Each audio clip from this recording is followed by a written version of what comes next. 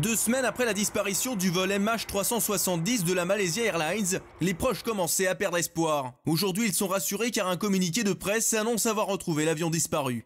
Après scan de la zone, les enquêteurs en ont conclu que l'appareil a été aspiré volontairement par un mammifère.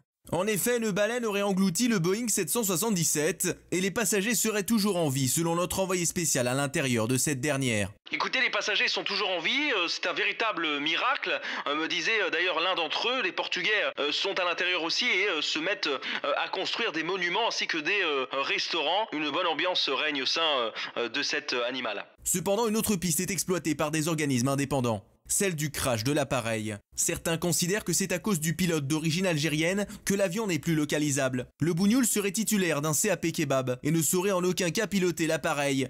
Il aurait été identifié, mais afin de garder son anonymat, nous le surnommerons Monsieur le V12. Ce dernier a d'ailleurs publié un tweet polémique dans lequel il présente ses excuses.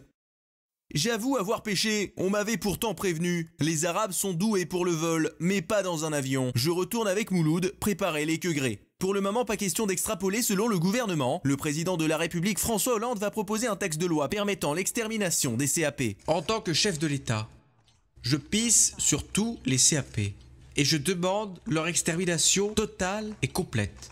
En attendant, les enquêteurs poursuivent activement leurs recherches.